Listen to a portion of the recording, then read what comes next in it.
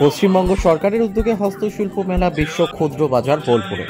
রাজ্য সরকারের উদ্যোগে শান্তিনিকেতন থানার অন্তর্গত বিশ্ব ক্ষুদ্র বাজারে উদ্বোধন হলো হস্তশিল্প মেলা। এই মেলা প্রদীপ উজ্জ্বলনের মাধ্যমে শুভ সূচনা হয়। এই মেলা শুরু হয়েছে 30 ডিসেম্বর, চলবে 16 জানুয়ারি পর্যন্ত। দুপুর 1টা থেকে রাত্রি 8:30 পর্যন্ত মেলা চলবে বলে জানা যায়।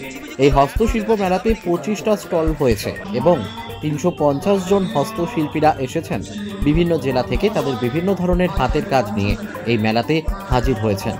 এই হস্তশিল্প মেলাতে উপস্থিত ছিলেন SRDA চেয়ারম্যান অনুব্রত মণ্ডল, রাজ্যের মন্ত্রী চন্দনা সিনহা, বীরভূম জেলা শাসক বিধান রায়, বীরভূম জেলা সভাধিপতি কাজল শেখ, সিউড়ির বিধায়ক বিকাশ রায় চৌধুরী, নানুরের বিধায়ক বিধান চন্দ্র মাঝি, সাঁইথিয়ার বিধায়ক লীলাবতী সাহা, বোলপুর পৌরসভার চেয়ারম্যান মাননীয়া পর্ণা ঘোষ, বোলপুর পৌরসভার ওয়ার্ড কাউন্সিলর সহ অন্যান্য বিশিষ্ট ব্যক্তিবর্গ। কাজী আমিরুল ইসলামের রিপোর্ট, এস নিউজ বাংলা। তুলে আনার তো আমি মালিক নয়, আমি ডিএমকে আর মন্ত্রীকে প্রস্তাব দিলাম, এখানে দুদিন করলেই মার্কেটটা ভালো চলবে। কি হচ্ছে এখানে শিল্পটা ভালো চলবে। এটা শিল্পটা ভালো চলবে। না, আমি তো আগে থেকেই আছি, আবার নতুন করে বলবো কেন? দাদা বলছি মেলার উদ্বোধন নিয়ে একটু বলুন, কদিন চলবে?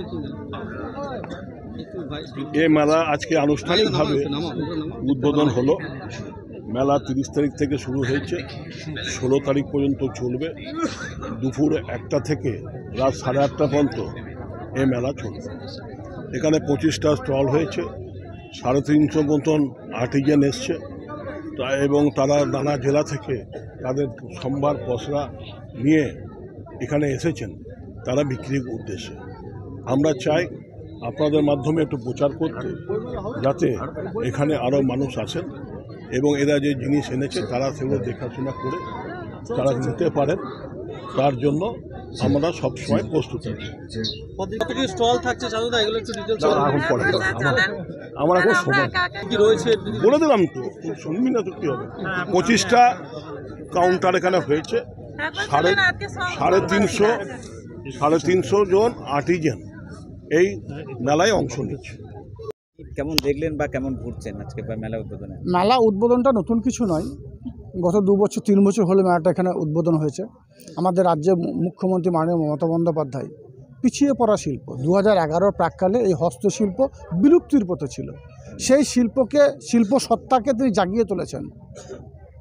তো স্বভাবতই আজকে আমাদের MIC ছিলেন এখানে, আমাদের SRD চেয়ারম্যান সাহেব ছিলেন, DM সাহেব ছিলেন, আমার সমস্ত বিধায়করা ছিলেন, জেলা পরিষদ কর্মাধ্যক্ষরা ছিলেন এবং তিস্তর গ্রাম পঞ্চায়েতে উত্তীর্ণ সমস্ত জনপ্রতিনিধি ছিলেন, মিউনিসিপ্যালিটি চেয়ারম্যান থেকে শুরু করে সমস্ত কাউন্সিলর ছিলেন। তো একটা সরকারি মঞ্চ, সরকারি একটা প্রকল্প উদ্বোধন হচ্ছে, একটা মেলার উদ্বোধন হচ্ছে, সেখানে সবাই মঞ্চে থাকবে, এটা স্বাভাবিক।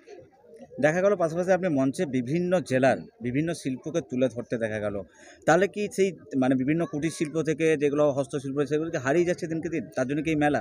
2011 প্রাককালে এই শিল্প হারিয়ে গিয়েছিল, আবার বলছি বিলুপ্তির পথে ছিল। ক্ষুদ্র কুটির শিল্পকে খুঁজে পাওয়া যাচ্ছিল না, তাই আমাদের মাননীয় মুখ্যমন্ত্রী মাননীয় মমতা বন্দ্যোপাধ্যায় শিল্পীদের শিল্পী ভাতা, এই শিল্পকে কী করে আরও এগিয়ে নিয়ে যাওয়া যায় সেই জন্য তিনি বিভিন্নভাবে বিভিন্ন দিক দিয়ে এই শিল্প সত্তাকে জাগিয়ে তোলার জন্য এই ধরনের মেলার আয়োজন করেছেন। যার জন্য যারা ক্ষুদ্র কুটির শিল্প যারা আছে, বাড়িতে যারা বিভিন্ন ধরনের এই শিল্পের সঙ্গে যুক্ত আছে, শিল্পী কলাকুশলীরা, তারা তাদের দোকান নিয়ে এসে এই মেলাগুলোতে লাগাতে পারে। মেলাগুলো তারা বিক্রি বাটা করে এবং গ্রাম থেকে দেশান্তর থেকে মানুষ এসে এগুলোকে কিনছে, সব তাদের পরিবারের আর্থিক উপার্জনের একটা ব্যবস্থা মাননীয় মুখ্যমন্ত্রী মাননীয় মমতা বন্দ্যোপাধ্যায় করেছেন। সেই মেলাটারই আজকে উদ্বোধন ছিল। সেই উদ্বোধন অনুষ্ঠানে আমরা সকলেই ছিলাম।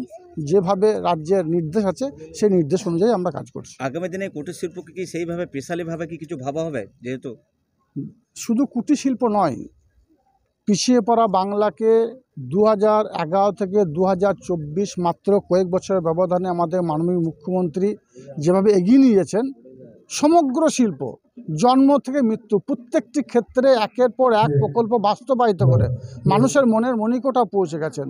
শুধু হস্তশিল্প নয়, সমস্ত শিল্প সত্তাকে তিনি জাগিয়ে তুলেছেন। বাংলায় কাটাকাটি খুনোখুনি রাহাজানি তিনি বন্ধ করেছেন, উন্নয়নের জোয়ার বইয়ে দিয়েছেন। মানুষের মনের মণিকোঠায় তিনি স্থান করে নিয়েছেন। স্বভাবতই বাংলার বুকে বাংলাকে সঙ্গে ভারতবর্ষের বুকে যে অঙ্গরাজ্যগুলি আছে একটু বিচার বিবেচনা করে দেখতে পাবেন বাংলা সবার আগে আছে, সবার উপরে আছে এবং আগামী দিনে থাকবে, যেভাবে আমাদের মাননীয় মুখ্যমন্ত্রী মাননীয় মমতা বন্দ্যোপাধ্যায় উন্নয়ন করছেন।